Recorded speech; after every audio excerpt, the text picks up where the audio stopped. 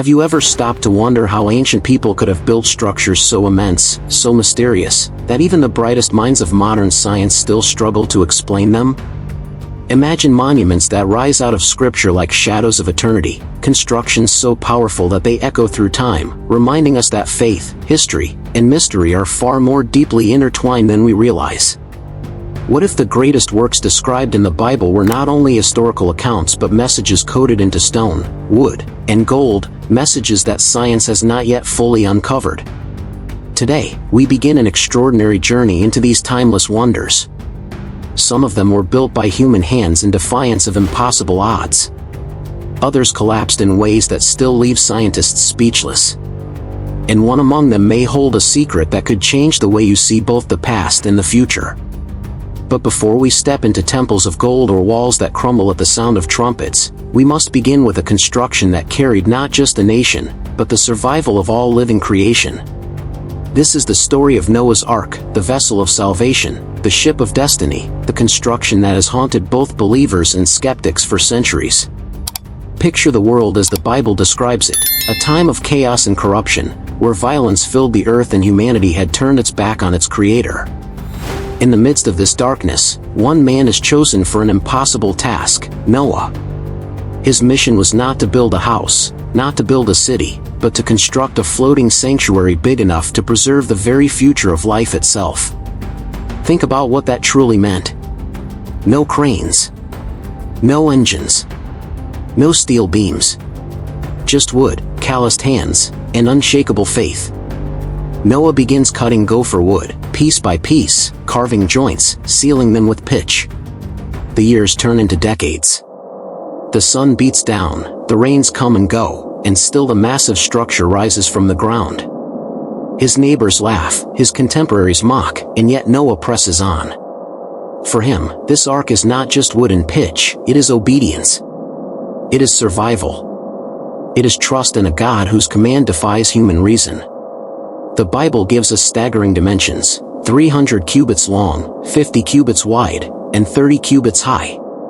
Translated into modern terms, that is about 450 feet in length, 75 feet in width, and 45 feet in height.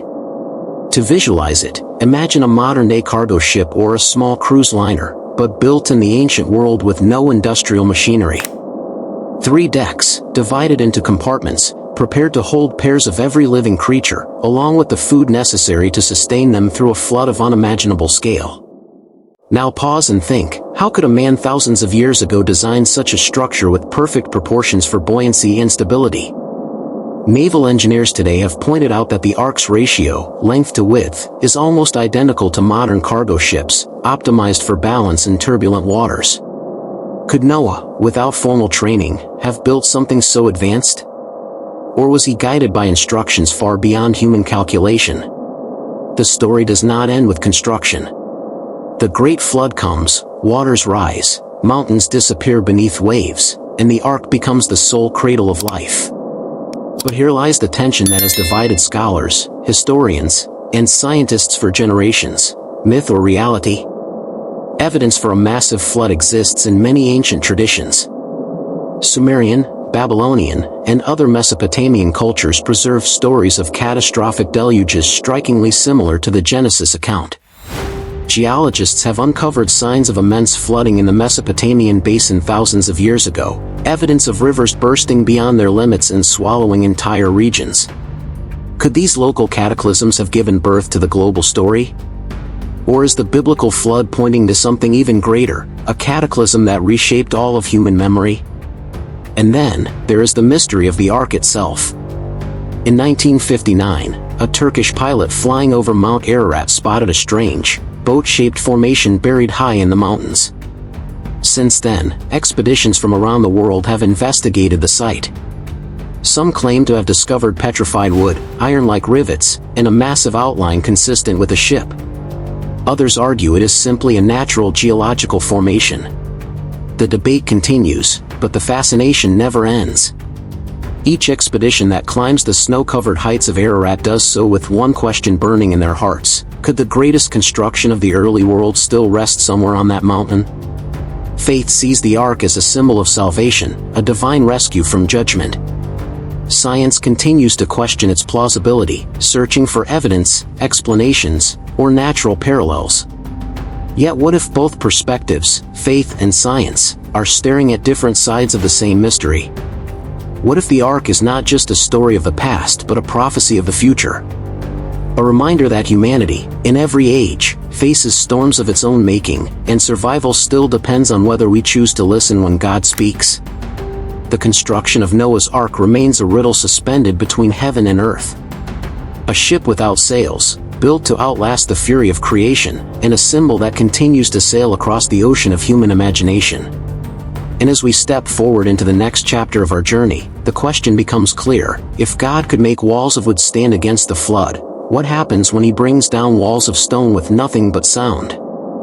Now imagine yourself standing in front of one of the oldest cities known to mankind, Jericho. It wasn't just any settlement, but a fortress of stone and might, surrounded by towering walls so thick and unyielding that they seemed built to defy eternity itself. To the eyes of the wandering Israelites who had crossed deserts and endured years of hardship, Jericho must have looked invincible, a city locked in by barriers that no sword or spear could ever hope to breach. And yet, the story that would unfold here would defy all military logic and still echoes across centuries as one of the greatest mysteries in human history. The biblical account paints the scene with striking simplicity. Joshua, the leader chosen to guide Israel after Moses, received instructions that sounded more like ritual than warfare. For 6 days, the army was to march around the city once per day, in absolute silence. No arrows were drawn, no stones hurled, no cries of battle heard, only the steady, deliberate footsteps of an entire nation circling Jericho like a living shadow. Inside, the people of Jericho must have watched with unease, confused by this strange display. Was it intimidation? Was it madness? Or was it something far greater? On the 7th day, the instructions changed. The Israelites circled the city not once, but 7 times. The tension must have been unbearable, the silence growing heavier with each step. Then, at the signal, the priests lifted their trumpets, and the sound cut through the air like lightning. At that very moment, a unified cry erupted from thousands of voices, shaking the ground with sheer human force. And then, according to Scripture, the impossible happened: the walls of Jericho collapsed. Not by battering ram, not by siege engines, not by months of grinding war, but by sound and faith. But how could this be? Could walls truly crumble at the sound of horns and human voices? For skeptics, the story stretches belief. And yet, archaeology has uncovered something astonishing. In the 1950s, British archaeologist Kathleen Kenyon led a detailed excavation of Jericho. What she found shook the academic world: ruins of massive walls that had indeed collapsed suddenly, but in a way no ordinary siege could explain. Instead of being battered down from the outside, the stones appeared to have fallen outward, as if some invisible force had pushed them from within. This detail aligns uncannily with the biblical narrative. Of course, scholars have debated endlessly. Some point to the fault lines beneath Jericho, noting that earthquakes were common in the region. Could a perfectly timed tremor have brought the walls down just as the Israelites shouted? The theory sounds plausible, but it raises an even deeper question: how could Joshua have predicted the exact moment of an earthquake? Coincidence seems far too fragile to explain such precision. And even if nature played a role, was it not itself guided by the hand of something greater? Others see in Jericho a story of symbolism as much as fact. The silence, the marching, the trumpet blasts, these were not acts of warfare, but of worship, a living ritual in which God himself became the weapon. The collapse of Jericho was more than a military victory, it was a declaration that the power of heaven transcends human strategy. The Israelites did not conquer with might, but with obedience, showing that true strength comes not from weapons, but from trust in divine command. Yet the mystery lingers. Some archaeologists argue that Jericho's walls may have fallen centuries before Joshua ever arrived, their ruins misinterpreted and mythologized. Others point to discrepancies in dating that cast doubt on the story's historical accuracy. But even among skeptics, the uniqueness of the event stands out. No other ancient tale speaks of a city falling this way, without fire or bloodshed, but with sound and faith. Whether historical fact or divine allegory, Jericho remains one of the most debated and enigmatic episodes in biblical history. And so, the ruins of Jericho whisper their secret to us still. Were the walls torn down by the shaking of the earth, by the breath of God, or by something beyond what science and faith can fully grasp? The story defies simple explanation, and perhaps that is the point. Jericho reminds us that there are mysteries that lie beyond the reach of logic, moments when the boundaries between heaven and earth blur. And as the dust settled on those fallen walls, Israel stepped into a new chapter of destiny, their victory not merely against stone, but against doubt itself. But perhaps the most awe-inspiring biblical construction of all is not a city, nor a wall, but a dwelling place designed to hold the very presence of God.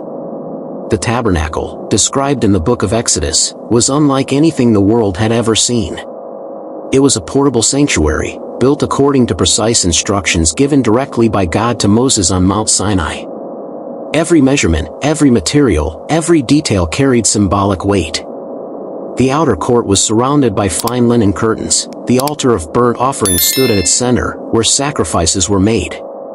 Beyond it, the holy place held the golden lampstand, the table of showbread, and the altar of incense.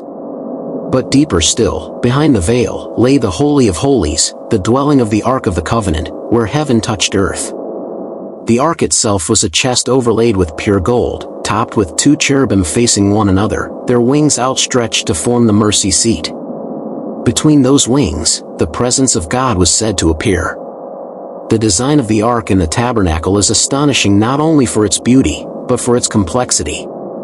The ancient Israelites, recently freed slaves wandering in the wilderness, somehow constructed one of the most elaborate and symbolically rich sanctuaries in history. How could they have known the intricate symbolism of numbers, geometry, and cosmic alignment embedded in its design? Some scholars suggest Egyptian influence, others point to Mesopotamian patterns, but the Bible insists it was revelation straight from God. Later, when Solomon built the temple in Jerusalem, he expanded the vision of the tabernacle into a permanent structure of breathtaking scale. Its walls were lined with cedar, overlaid with gold, and decorated with carvings of palm trees, flowers, and cherubim. Massive pillars named Jachin and Boaz stood at the entrance, symbols of divine strength and stability. Within its courts, the ark once again rested, and the glory of the Lord filled the temple so fully that even the priests could not stand to minister. Here was not just architecture, but theology in stone and fire, a reminder that the Creator of heaven and earth chose to dwell among His people. And yet, both the tabernacle and the temple were destined for destruction. The ark vanished from history, the temple was torn down, and only scattered ruins remain.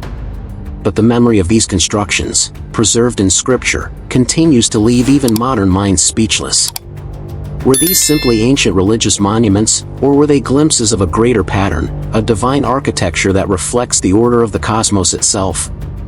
If the tabernacle and temple foreshadowed Christ, the true dwelling of God with man, then perhaps these constructions are not just relics of the past, but living symbols that still speak.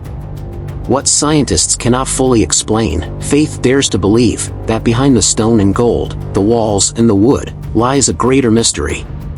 The greatest constructions of the Bible are not just feats of human hands, but eternal signs pointing beyond themselves, to the God who builds, who dwells, and who invites His people to become living temples of His presence.